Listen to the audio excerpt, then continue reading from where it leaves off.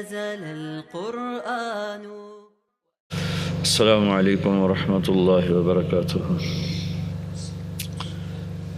بسم اللہ الرحمن الرحیم والصلاة والسلام علی رسولہ الکریم وعلی آلہ وصحبہ اجمعین، اما بعد.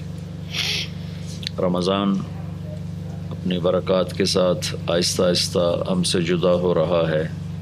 اللہ تعالی ہمیں اس کے برکتیں عطا فرمائے، اپنی رحمتوں سے نوازے، اور امت پر اور ہمارے ملک پر اور انفرادی اجتماعی طور پر جو بھی کٹھن حالات آئے ہوئے ہیں، اللہ اپنے فضل و کرم سے ان کو دور فرمائے اور پوری امت، پورے ملک اور تمام اہل ایمان پر اللہ تعالیٰ اپنا فضل کرم شامل حال فرمائے. رمضان میں روزے کے ساتھ زکوٰۃ جڑ گئی ہے. ویسے اس کے ساتھ اس کا جوڑ شریعت نے تو نہیں رکھا، لیکن عام طور پر بہت زمانہ سے زکوٰۃ کے نکالنے کا اہتمام رمضان میں ہوتا ہے، اور رمضان کا مہینہ ہی اس کے لیے منتخب ہو گیا ہے. شریعت کی طرف سے منتخب نہیں ہے، لیکن اتنی بات ضرور ہے کہ زکوٰۃ کا اہتمام چاند کے مہینوں سے کیا جائے، دسمبر جنوری کے لحاظ سے نہ کیا جائے، چونکہ چاند کا سال وہ ہمارا 10 دن چھوٹا ہے، تو 33 سال کے بعد 1 سال کی زکوٰۃ اس میں سے اسکپ ہو جاتی ہے. تو اس لیے چاند کے مہینوں کے لحاظ سے زکوٰۃ کا انتظام کیا جائے. اور یہ اللہ تعالیٰ نے امتحان لیا ہے اپنے بندوں کا، کسی کو دے کے آزمایا ہے، کسی کو نہ دے کے آزمایا ہے، کسی کے شکر کا امتحان ہے جس کو دیا ہے، کسی کے صبر کا امتحان ہے جس کو نہیں دیا. اور یہ اللہ تعالیٰ نے ان دونوں کو جنت کا راستہ بتایا ہے. الصبر نصف الایمان والشکر نصف الایمان. صبر نصف ایمان ہے، شکر نصف ایمان ہے.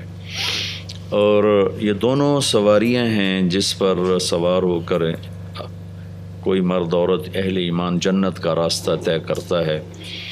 اور یہ جو اللہ نے ہمیں رزق دیا ہے، اب قرآن کی پہلی جو سورہ بقرہ کی پہلی چند آیات ہیں، اسی میں اللہ تعالیٰ نے کہا وَمِمَّا رَزَقْنَاهُمْ يُنْفِقُونَ، کہ جو ہم نے ان کو دیا ہے اس میں سے خرچ کرتے ہیں. جب اللہ تعالیٰ کسی کو زیادہ دیتا ہے تو عام طور پر اکثریت غافل ہو کر کہتے ہیں ہماری محنت ہے، ہماری کمائی ہے، ہم نے کمایا ہے، ہم جہاں مرضی خرچ کریں، ہمارے خون پسینے کی کمائی ہے. تو اللہ تعالیٰ نے سورہ بقرہ کی پہلی ہی صفحے پر اس ابہام کو دور فرمایا کہ میرے بندے، یہ تیرے اللہ نے تجھے دیا ہے. وَمِمَّا رَزَقْنَاهُمْ يُنْفِقُونَ، جو ہم نے تمہیں دیا پھر اس میں سے اللہ کہتا خرچ کرو. وَآتُوهُمْ مِنْ مَالِ اللَّهِ الَّذِي آتَاكُمْ، سبحان اللہ، کہ وہ مال جو تمہیں اللہ نے دیا ہے، تمہارے پاس امانت ہے، اسے اوروں پر خرچ کرو.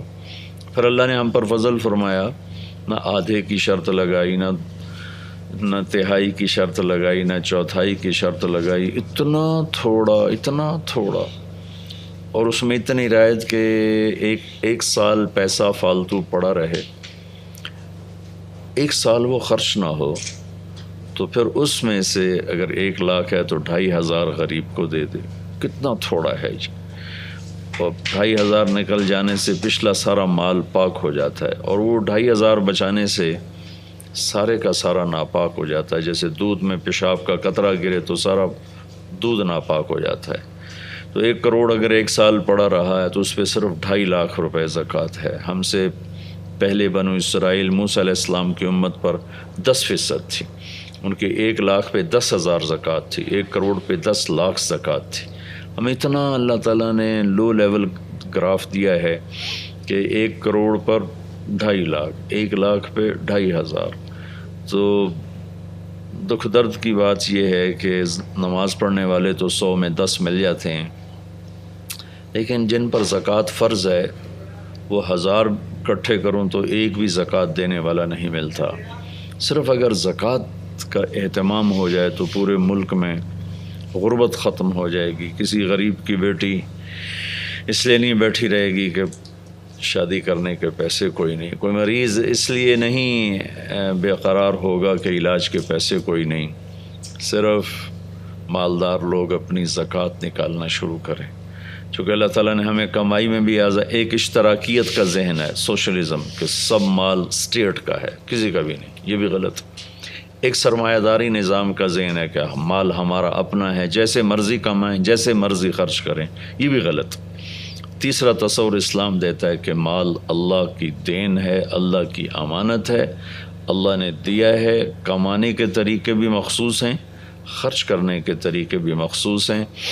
کمانے میں بھی پابند نہیں، ہم سود کے ساتھ نہیں کماتے، جھوٹ نہیں بولتے، دھوکہ نہیں دیتے، فراڈ نہیں کرتے، سٹہ نہیں کھیلتے، جوا نہیں کھیلتے، ہم ذخیرہ اندوزی نہیں کرتے، ہم فراڈ اور دھوکے کے ساتھ لوگوں سے تجارت نہیں کرتے، بلکہ ہماری تجارت سچائی پر ہوتی ہے، صدق پر ہوتی ہے، امانت پر ہوتی ہے، سود سے پاک ہوتی ہے، جھوٹ سے پاک ہوتی ہے، ملاوٹ اور کھوٹ سے پاک ہوتی ہے، کہ صرف دنیا ہی سامنے نہیں، موت کے بعد کی ہمیشہ کی زندگی ہے۔ اور اللہ تعالیٰ کے نبی کا فرمان ہے، سچا تاجر نبیوں کے ساتھ اٹھایا جائے گا، کہ امتحان بہت بڑا ہے، لیکن رونے دھونے کی بات ہے کہ سارا بازار سچ بھی بھول گیا ہے، دیانت بھی بھول گیا ہے، صداقت بھی بھول گیا ہے، جھوٹ بھی ہے، سود بھی ہے، دھوکہ بھی ہے۔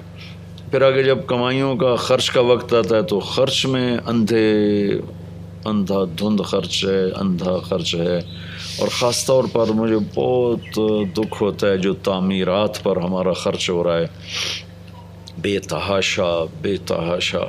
میرے نبی نے فرمایا تھا، لا تبنوا ما لا تسکنون، جہاں رہنا نہیں وہاں ضرورت سے بڑا گھر نہ بناؤ، لیکن بینکوں کا قرضہ چڑھا ہوتا ہے اور 100 کنال کے گھر بن رہے ہوتے ہیں، بال بینکوں کے قرضے میں جکڑا ہوا ہوتا ہے، اور 10 کروڑ، 20 کروڑ، 50 کروڑ گھروں پہ لگا رہے ہوتے ہیں۔ یہ بہت ہی نامناسب ہے، بہت ہی نامناسب۔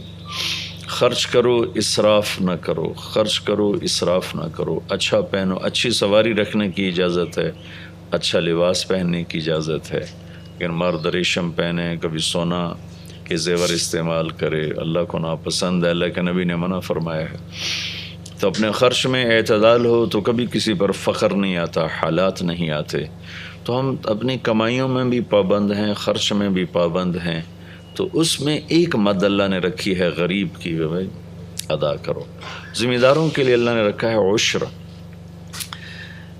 جو پیداوار ہوئی ہے اس کا 20واں حصہ، اگر وہ بارش پر ہے تو اس کا 10واں حصہ، 100 من پہ 10 من، اور اگر وہ نہر کا ٹیوب کا پانی ہے تو 100 من پہ 5 من غریب کو۔ تو 100 من گندوں میں سے 5 من کسی کو چلی جائے، 100 من میں سے کوئی کمی نہیں واقع ہوتی، لیکن سارا رزق پاک ہو جاتا ہے۔ تو میں خود ذمہ دار گھرانے سے تعلق رکھتا ہوں، اور میں بڑے درد سے کہتا ہوں کہ ہمارے پنجاب، سب سے بڑا ذمہ دارہ پنجاب میں ہے، سندھ میں ذمہ دارہ بڑا ہے لیکن اس کی آمدن کوئی نہیں ہے۔ تو سندھ پنجاب میں بڑی ذمہ داری ہے، لیکن ذمہ داروں کو پتہ ہی کوئی نہیں کہ عشر ہوتا کیا ہے۔ وہ یہاں تو 1000 اکٹھے کروں، 10,000 اکٹھے کروں تو شاید 2 4 5 نکل آئیں گے زکوٰۃ دینے والے، لیکن 1 لاکھ ذمہ دار اکٹھے کروں تو ایک بھی عشر دینے والا ان میں نہیں بنتا۔ انہیں پتہ ہی کوئی نہیں کہ اللہ نے ہمارے مال پر حق رکھا ہے۔ وہ سیاست پہ لگانے کو تیار ہیں اور فضولیات پہ لگانے کو تیار ہیں، لیکن غریب آ جائے تو ماتھے پہ بل پڑ جاتا ہے۔ یہی عام مالداروں کا حال ہے۔ اللہ کو سخی سے پیار ہے، بخیل سے نفرت۔ سخی سے شیطان ہر وقت ڈرتا ہے، اور بخیل سے شیطان ہر وقت بے خوف ہوتا ہے۔ شیطان کہتا ہے کہ یہ جو سخی ہے نا، یہ نافرمان بھی ہے تو مجھے ڈر لگتا ہے کہ اس کی سخاوت کبھی سے بخشوا جائے۔ یہ جو بخیل ہے، یہ رات کا تہجد گزار اور دن کا روزے دار بھی ہے، تو میں بے خوف ہوں کہ اس کا بخل ایک نہ ایک دن ضرور اسے جہنم کے گڑھے میں دھکا دے گا۔ تو یہ مہینہ ہے، اس میں خرچ کیا جائے، اور پھر خرچ کا مصرف سب سے پہلے اپنے غریب رشتہ دار ہیں، اپنے غریب رشتہ داروں کو دیا جائے، اپنے پڑوسی غریبوں کو دیا جائے جو ہمارے پاس نوکر کام کرتے ہیں، تھوڑی تھوڑی تنخواہیں ہیں۔ میرے ایک دوست تھے ایس ایس پی، جب یہ ایس ایس پی کہلاتے تھے ڈی پی او، وہ مجھ سے دیانتدار تھے، وہ مجھ سے کہنے لگے مولانا 15 دن کے بعد تو میں زکوٰۃ کا مستحق ہوتا ہوں، ویسے میں پورے ضلع کا مالک ہوں، لیکن 15 دن کے بعد میری جیب میں ایک پیسہ نہیں ہوتا کہ جس میں گھر کا چولہا جلا سکوں، اتنی تھوڑی تنخواہیں ہوتی ہیں۔ تو ہمارے جو گھروں کے ملازم ہیں، آپ لوگوں کے پاس فیکٹریوں میں ملازم ہیں، کھیت میں ملازم ہیں، ان کو زکوٰۃ دینا، ان کی بچیوں کی شادی کروانا، ان کے دکھ درد میں شریک ہونا، اور پھر ان سے بچے تو اب دوسروں پہ خرچ کرنا۔ ایسے ہی وہ لوگ جو ہاتھ نہیں پھیلاتے اور ہوتے ضرورت مند ہیں، اور انتہائی وہ اپنی عزت نفس کی وجہ سے کسی سے شیئر بھی نہیں کرتے، لیکن ان کے گھروں میں انتہائی تنگی ہوتی ہے، فاقے تک کی نوبت ہوتی ہے، انہیں ڈھونڈ ڈھونڈ کے ان پر خرچ کرنا۔ جوڑنے کا جو مزہ ہے نا وہ بہت تھوڑا ہے، اور خرچ کرنے کا جو مزہ ہے، اللہ کی قسم اسے ساری دنیا کے خزانے جمع کرنے والے انہیں پتہ ہی کوئی نہیں ہے کہ اللہ کے نام پہ خرچ کرنے کی لذت کیا ہے، مزہ کیا ہے، ذائقہ کیا ہے۔ سکندر خوش نہیں ہے لوٹ کر دولت زمانے کی، لٹا کر مال ہاتھوں سے قلندر رقص کرتے ہیں۔ تو اللہ کا دیا ہے، اللہ کا نام پہ خرچ کریں گے تو اللہ آپ کو واپسی بھی کرے گا، اور جنت الفردوس صرف سخیوں کے لیے ہے۔ اللہ نے جنت الفردوس کو بنا کر کہا تھا مجھے میری عزت کی قسم تیرے اندر بخیل کبھی نہیں جا سکتا۔ اللہ تعالی عمل کی توفیق بخشے۔